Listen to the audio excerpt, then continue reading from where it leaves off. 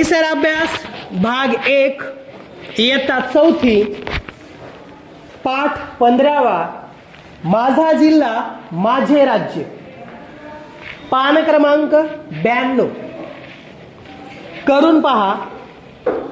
तुमच्या परिसरातील एखाद्या मोठ्या झाडाचे खालील मुद्द्यांच्या आधारे निरीक्षण करा। चित्रात पहा, झाड दिसत आहे। तर या झाडावर आधारित काय प्रश्न आहेत ते आपण सोडवूयात। 1. झाडाचे वेगवेगळे भाग कोणते? आता झाडाचे वेगवेगळे भाग: उत्तर पाने, फळे, फुले, फांद्या, खोड, मुळे इत्यादी झाडाचे वेगवेगळे भाग आहेत। यातील कोणकोणत्या गोष्टी झाडाला बहुतांश वेळा दिसतात? आता यातील पाने, फांद्या, खोड, मुळे या गोष्टी झाडाला बहुतांश वेळा दिसतात। झाडाचा सर्वात लहान भाग कोणता व तो कशाशी जोडला आहे? झाडाचा सर्वात लहान भाग कोणता आणि तो कशाशी जोडला आहे? आता सर्वात लहान भाग आहे पाने। पाने हा झाडाचा सर्वात लहान भाग होय। पाने फांद्यांना जोडलेले असतात। झाडाला अनेक लहान लहान फांद्या असतात, त्या कशाशी जोडलेल्या असतात? लहान फांद्या मोठ्या फांद्यांना जोडलेल्या असतात। मोठ्या फांद्या खोडाला, खोड मुळाला, तर इत्यादी भाग एकमेकांना जोडले जाऊन झाड तयार होते।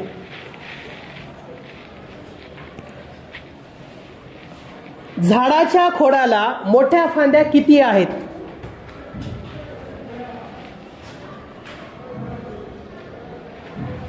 झाडाच्या खोडाला 5-6 मोठ्या फांद्या असतात। झाड तयार होण्यासाठी पाने, लहान फांद्या, मोठ्या फांद्या, खोड इत्यादी अनेक घटकांची आवश्यकता असते। आपले राज्य सुद्धा असेच लहान वस्त्या, गावे, तालुके व जिल्ह्यांचे मिळून झालेले आहे। ते पुढील पृष्ठावरील चित्राच्या मदतीने समजून घेऊया। माहित आहे का तुम्हाला, माणूस शेती करायला लागला, त्याची शेती पाण्याजवळ असे, तो शेताजवळ वस्ती करून राहू लागला। अशा प्रकारे वाड्या वस्त्या तयार झाल्या। या वाड्या वस्त्यांची पुढे गावे झाली व गावांची वाढ होऊन शहरे निर्माण झाली। सांगा पाहू, खाली दिलेले गाव, तालुका व जिल्हा वेगवेगळ्या रंगांनी रंगवा। गाव, तालुका आणि जिल्हा समोर दिलेला आहे। गाव आहे वैरागड गाव आणि हे गाव कोणत्या तालुक्यात आहे? आरमोरी तालुका। आणि आरमोरी तालुका आहे गडचिरोली जिल्ह्यात आणि गडचिरोली जिल्हा आहे महाराष्ट्र राज्यात। तर अशा पद्धतीने आपल्याला सोबतच्या चित्राद्वारे गाव, गावापासून तालुका, तालुक्यापासून जिल्हा व जिल्ह्यापासून राज्य कसे तयार झाले ते समजून घेऊया। चित्रात पहा, वैरागड गाव आणि आरमोरी तालुक्यात कोणत्या ठिकाणी आहे ते पहा। बाणाच्या द्वारे दाखवलेला आहे। आणि आरमोरी तालुका गडचिरोली जिल्ह्यात कोणत्या ठिकाणी आहे ते पहा। आणि हा गडचिरोली जिल्हा महाराष्ट्र राज्यात कोणत्या ठिकाणी आहे ते पहा। गाव, तालुका आणि जिल्हा वेगवेगळ्या रंगांनी रंगवा। तर आपले महाराष्ट्र राज्य, आपल्या महाराष्ट्र राज्यात गडचिरोली जिल्हा दिसत आहे आणि गडचिरोली जिल्हा, आरमोरी तालुका आणि वैरागड गाव अशा पद्धतीने हा नकाशा तुम्ही समजून घ्या। नकाशाशी मैत्री। खाली आपल्या राज्याचा प्राकृतिक नकाशा दिलेला आहे. नकाशाचे काळजीपूर्वक निरीक्षण करा व प्रश्नांची उत्तरे वहीत नोंदवा. नकाशा पहा. महाराष्ट्र राज्य प्राकृतिक नदी आहेत, घाट, खिंड, शिखर, जिल्हा मुख्यालय, धरण, ह्या सर्व गोष्टी नकाशामध्ये दाखवलेल्या आहेत. या नकाशाच्या आधारावर खालील प्रश्नांची उत्तरे द्यायची आहेत. 1. आपल्या राज्यात उत्तर दक्षिण पसरलेल्या पर्वताचे नाव काय? आपल्या राज्यात उत्तर दक्षिण पसरलेल्या पर्वताचे नाव सह्याद्री आहे. 2.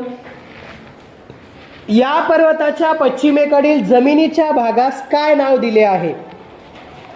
या पर्वताच्या पश्चिमेकडील भागास कोकण नाव दिले आहे. नकाशा पहा आणि उत्तरे द्या. हा भाग कोणत्या समुद्राशी जोडलेला आहे? हा भाग सह्याद्री पर्वताशी जोडलेला आहे. सह्याद्री पर्वताच्या पूर्वेकडील भागाला काय म्हणतात?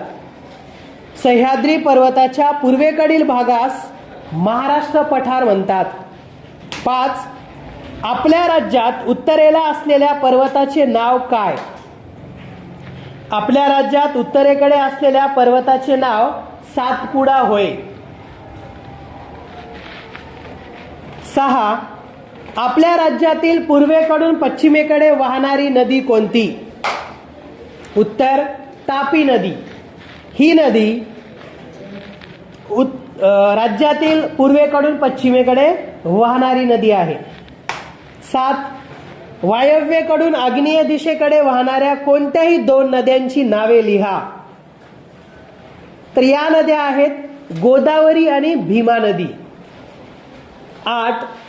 सह्याद्री पर्वतातून उगम पावून अरबी समुद्राला मिळणाऱ्या कोणत्याही 2 नद्यांची नावे लिहा. 1. सावित्री नदी आणि दुसरी वासिष्ठी नदी. 9. सह्याद्री पर्वतातून निघालेल्या व पूर्वेकडे पसरलेल्या डोंगर रांगा शोधा. त्यांची नावे लिहा. महादेव, त्याच्यानंतर हरिश्चंद्र आणि बालाघाट. 10. नकाशातील कोणत्याही 3 धरणांची नावे लिहा. 1. जायकवाडी, 2. एलधरी, 3. विष्णुपुरी. आणखी नद्या आहेत उजनी, भंडारदरा, काटेपूर्णा इत्यादी. ही धरणे कोणकोणत्या नद्यांवर आहेत? ही धरणे गोदावरी नदी, पूर्णा, भीमा नदी, काटेपूर्णा इत्यादी नद्यांवर आहेत. 12. सह्याद्री पर्वतातील घाटांची नावे लिहा. बोरघाट, थळघाट, तामिनी घाट, फोंडा, आंबोली घाट इत्यादी. माहित आहे का तुम्हाला, मुंबई ही महाराष्ट्र राज्याची राजधानी आहे, तर नागपूर ही उपराजधानी आहे. प्राकृतिक रचनेवरून महाराष्ट्राचे 3 प्रमुख भाग पडतात. किनारपट्टीचा प्रदेश 1, पर्वतीय प्रदेश 2 आणि पठारी प्रदेश 3. गोदावरी ही महाराष्ट्रातील सर्वात लांब नदी आहे आणि भारतातील सर्वात लांब नदी गंगा नदी, आणि महाराष्ट्रातील सर्वात लांब नदी आहे गोदावरी नदी. महाराष्ट्राच्या उत्तर भागात सातपुडा पर्वतरांग आहे. या पर्वतरांगेतील अस्तंभ हे सर्वात उंच शिखर आहे. सह्याद्री पर्वतास पश्चिम घाट असेही म्हणतात. या पर्वतरांगेतील कळसुबाई हे महाराष्ट्रातील सर्वात उंच शिखर आहे. राज्याच्या पश्चिमेस अरबी समुद्र आहे. महाराष्ट्र राज्य वार्षिक पर्जन्यमान नकाशात दाखवलेला आहे. पहा, जास्त पावसाचा प्रदेश सूचीमध्ये पहा, लक्षात येईल. मध्यम पावसाचा प्रदेश आणि कमी पावसाचा प्रदेश कोणता आहे हे तुम्हाला महाराष्ट्र राज्य वार्षिक पर्जन्यमान या नकाशावरून समजेल. सांगा पाहू. सोबतच्या नकाशात आपल्या राज्यातील जास्त, मध्यम व कमी पावसाचे प्रदेश दाखवले आहेत. पावसाचा शेतीवर परिणाम होतो. त्यात जास्त, मध्यम व कमी पावसाच्या प्रदेशातील पिके दिली आहेत. नकाशा व तक्त्याच्या आधारे पुढील कृती करा. मागील पृष्ठावरील पर्जन्यमानाचा नकाशा व खाली दिलेला पिकांचा तक्ता पहा. त्यावरून कोणती पिके महाराष्ट्राच्या कोणत्या भागात येतील हे शोधा. खाली नकाशा दिला आहे, त्यात सूची दिली आहे. त्यातील खुणांचा वापर करून या नकाशात पावसानुसार पिकांचे वितरण दाखवा. पावसाचे प्रदेश व मुख्य पिके. जास्त पाऊस ज्या ठिकाणी पडतो त्या ठिकाणी कोणती पिके घेतली जातात ते पहा. पाहूयात. मध्यम आणि कमी पावसात. तर पावसाचे प्रदेश व मुख्य पिके. जास्त पाऊस ज्या ठिकाणी पडतो त्या ठिकाणी भात, धान हे पिके घेतली जातात. मध्यम पाऊस ज्या ठिकाणी पडतो त्या ठिकाणी ज्वारी, तूर आणि सोयाबीन घेतली जाते, ही पिके घेतली जातात. कमी पाऊस ज्या ठिकाणी पडतो त्या ठिकाणी ज्वारी, बाजरी, मटकी ही पिके घेतली जातात. महाराष्ट्र राज्य प्रमुख पिके चित्रात पहा, नकाशा दाखवलेला आहे. सूचीमध्ये पहा. भात ज्या ठिकाणी घेतला जातो, ज्वारी, बाजरी, तूर, सोयाबीन आणि मटकी. शेतातील पिकांचे उत्पादन हे हवामान, मृदा व पाण्याच्या उपलब्धतेवर अवलंबून असते. महाराष्ट्रात वेगवेगळ्या प्रदेशात कमी जास्त पाऊस पडतो, त्यामुळे पिकांच्या बाबतीत विविधता आढळते. शेती हा महाराष्ट्रातील प्रमुख व्यवसाय आहे. राज्यातील बहुतांश शेती पावसाच्या पाण्यावर अवलंबून आहे. ती जिरायती शेती होय. काही ठिकाणी जलसिंचनाद्वारे पाणी पुरवठा करून शेती केली जाते, ती बागायती शेती होय. पावसाळ्यात होणारा शेतीचा हंगाम हा खरीप हंगाम असतो. हिवाळ्यात होणारा शेतीचा हंगाम हा रब्बी हंगाम असतो. सांगा पाहू. नकाशाचे निरीक्षण करा व पुढील कृती करा. महाराष्ट्र राज्य प्रमुख फळे व व्यापारी पिके. सूचीचा अभ्यास करा. फळे: आंबा, चिक्कू, केळी, संत्री, काजू, द्राक्ष, नारळ, सुपारी. कोणकोणत्या ठिकाणी आहेत ते पहा. महाराष्ट्र राज्याचा नकाशा आहे. कोणत्या ठिकाणी हे फळे आहेत ते पहा. व्यापारी पिके: ऊस, कापूस, हळद, भाजीपाला आणि कांदा. ही पिके कोणत्या ठिकाणी घेतली जातात ते पहा. द्राक्षाचे पीक दर्शवणारे जिल्हे अधोरेखित करा. 2. कापसाचे पीक दर्शवणाऱ्या जिल्ह्यांना गोल करा. 3. ठाणे जिल्ह्यातील पिकांच्या चिन्हांभोवती गोल करून त्यांची नावे वहीत लिहा. 4. नारळाचे पीक कोणकोणत्या जिल्ह्यात जास्त आहे ते वहीत नोंदवा. संत्र्याचे पीक कोणकोणत्या जिल्ह्यात येते ते शोधा व जिल्हे वेगळ्या रंगाने रंगवा. तर तुम्हाला या प्रश्नांची उत्तरे पूर्ण करायची आहेत. वरील सर्व पिके ही जलसिंचनावर आधारित आहेत. हवामान व मृदेनुसार त्यांचे वितरण आढळते. त्यांना व्यापारी किंवा नगदी पिके असेही म्हणतात. या पिकांसाठी रासायनिक खते व औषधी वापरली जातात. हे नेहमी लक्षात ठेवा. पिकांचे उत्पादन अधिक मिळावे म्हणून रासायनिक खतांचा व औषधांचा वापर वाढला आहे. परंतु यामुळे मृदेचे प्रदूषण वाढते. आपण रासायनिक खतांचा वापर कमीत कमी करायला हवा. सेंद्रिय खतांचा वापर अधिक केला पाहिजे. त्यामुळे पर्यावरणाची हानी रोखता येईल. करून पहा. एखाद्या शेताला किंवा मळ्याला भेट द्या. तेथे वेगवेगळ्या हंगामात घेतल्या जाणाऱ्या पिकांची यादी करा. 2. शेतामध्ये जलसिंचनाच्या कोणकोणत्या सुविधा आहेत यावर शेतकऱ्यांशी चर्चा करा. 3. शेतीवर कोणकोणत्या बाबींचा परिणाम होतो ते जाणून घ्या. तुमच्या असे लक्षात येईल की एकाच शेतात अनेक प्रकारची पिके घेतली जातात. शेतीसाठी पाण्याची उपलब्धता अत्यावश्यक असते. जरा डोके चालवा. आपल्या राज्याचे प्रशासकीय विभाग खाली दिले आहेत.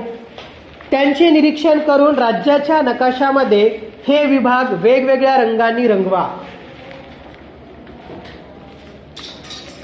आता प्रशासकीय विभाग दिलेले आहेत, ते वेगवेगळ्या रंगांनी रंगवायचे आहेत. आपले महाराष्ट्र राज्य नकाशात पहा. राज्यसीमा, जिल्हा सीमा, राज्याची राजधानी, राज्याची उपराजधानी सूचीमध्ये दाखवलेली आहे पहा. आणि नकाशामध्ये कोणत्या ठिकाणी आहेत ते शोधा. भाषा व भाषेच्या बोली. महाराष्ट्र राज्याची निर्मिती 1 मे 1960 रोजी झाली. भारतातील राज्यांची निर्मिती भाषांच्या आधारावर झाली आहे. मराठी ही महाराष्ट्राची राज्यभाषा आहे. भाषेच्या बाबतीत आपल्या राज्यात साम्य तसेच विविधताही दिसते. वेगवेगळ्या प्रदेशात मराठी भाषेच्या उच्चारांमध्ये बदल जाणवतो. त्यामुळे राज्यात बोलीभाषेच्या बाबतीत विविधता आढळून येते. या विविधतेचा आपण आनंदाने स्वीकार केला पाहिजे. विविध प्रदेश, मराठीच्या काही बोली. कोकण, या ठिकाणी कोकणी किंवा मालवणी भाषा बोलली जाते. विदर्भात वऱ्हाडी भाषा बोलली जाते. खानदेशमध्ये अहिराणी किंवा खानदेशी असं म्हटलं जातं त्या भाषेला. गोरमाटी, कोलामी, कोरकू इत्यादी महाराष्ट्रातील आदिवासी जमातीच्या पारंपरिक बोलीभाषा आहेत. सांगा पाहू. आपल्या राज्यात परंपरेनुसार सण उत्सवात विविधता आढळते. दिवाळी, दसरा, ख्रिसमस, ईद इत्यादी सण सर्वजण साजरे करतात. कोकणात नारळी पौर्णिमा, होळी, गणेश उत्सव हे सण प्रामुख्याने साजरे होतात. तर पठारी प्रदेशावर दसरा, दिवाळी, बैलपोळा इत्यादी सण मोठ्या प्रमाणात साजरे केले जातात. 15 ऑगस्ट व 26 जानेवारी हे 2 राष्ट्रीय सण देशभर उत्साहात साजरे केले जातात. काय करावे बरे? सुधीर आणि स्वप्नील तुमच्या गावी आले आहेत. तुमच्या जिल्ह्यातील प्रसिद्ध असलेला खाद्यपदार्थ त्यांना न्यायचा आहे. कोणत्या खाद्यपदार्थ तुम्ही त्यांना सोबत द्याल? कोणता खाद्यपदार्थ तुम्ही त्यांना सोबत द्याल?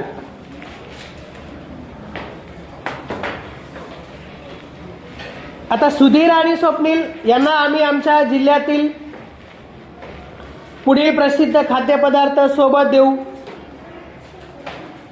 आता आपल्या जिल्ह्यात जे खाद्यपदार्थ प्रसिद्ध आहेत ते त्यांना देऊ.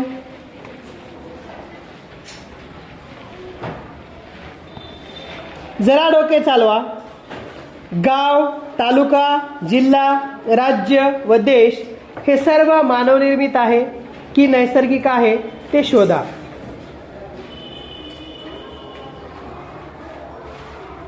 आपण काय शिकलो?